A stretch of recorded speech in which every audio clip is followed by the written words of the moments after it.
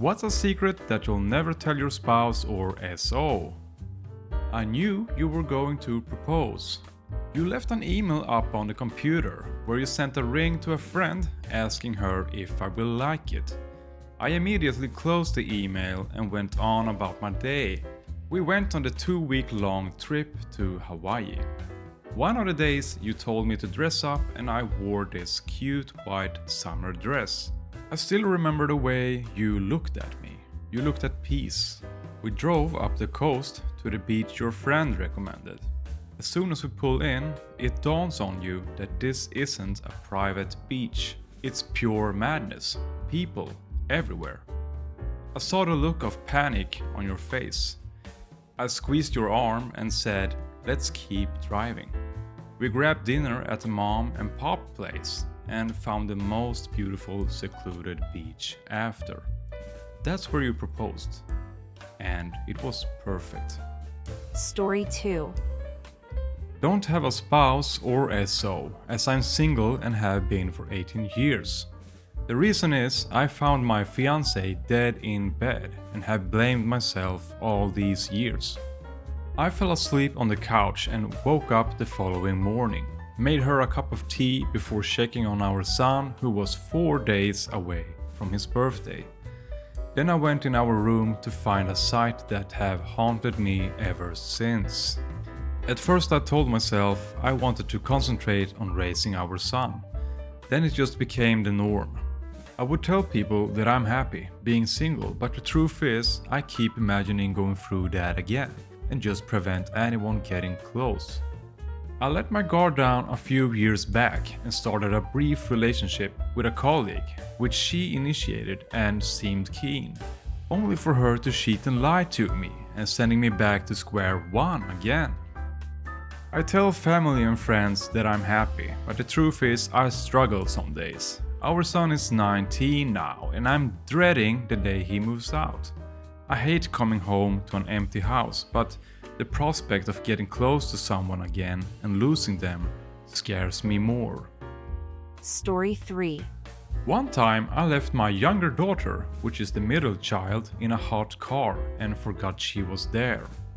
My wife and my oldest daughter had gotten out and went into a theater where the oldest daughter had her dance recital. I parked the car about 100 feet away and for some reason, maybe because my wife and daughter got out, my stupid brain just decided to go into kid-free mode. To say I panicked 10 minutes later when I remembered will be an understatement. I was mid-conversation with someone and when I remembered her, I just turned and ran. No explanation. I sprinted to the car, but knowing it was only 10 minutes, I knew it would be okay. There she was, a little sweaty, but just sitting there and looking around. Smiled when she saw me. This memory haunts me. I frequently lose sleep or have to pull my mind off it.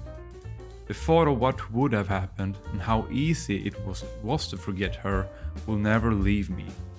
Always double check for your kids, folks, even if you think you're good or have a great memory. Story 4. My mother-in-law came to visit us and she and my wife were home when I arrived home from work. Apparently, her mother was not feeling well because she was taking her temperature. When I looked in the medicine cabinet, I realized that the oral thermometer was still in the cupboard and the anal thermometer for my son was missing. They looked very similar and I suggested to my wife that we needed to mark one so no mishaps would ever occur. My wife told me that I was being ridiculous, so I didn't because I know the difference between the two. But, oh well. Story 5. After our second child, my wife was feeling self-conscious about her body, so she wanted to shake things up. She went to a spa, got pampered for the day, and then for the first time in her life got bangs. I do not prefer short hair, bangs included. But she came home so proud and asked me what I thought. It was already done. What was I supposed to say? You look amazing? I held onto my disdain for them for about 4 years, until she decided she wanted to grow them back. This is where I fucked up. She asked me if it'd be okay if she grew her hair back out. Not in a weird she has to check with me before making changes way, but in a I know you like the bangs but I want something different kind of way. I slipped and said I'd love for her to grow her hair back out, as bangs aren't my favorite look. Conversation ensued and she has made it a point to tell all her friends how I lied to her for years. In a joking way, not serious. And every person has responded the same when they hear the story. What the fuck was he supposed to say? Story 6. One night when my husband was sleeping peacefully, I attempted suicide in our kitchen. This was the year after I lost my mom and couldn't handle the sadness, guilt and loneliness. The bedroom was near the kitchen and the door was open. I heard him sleep talk and he farted while sleeping. It was so unusual and funny that it made me stop what I was doing. Story 7. When my wife and I fight, I go around and tighten all the jars in the fridge so that she has to come and talk to me if she wants to open one.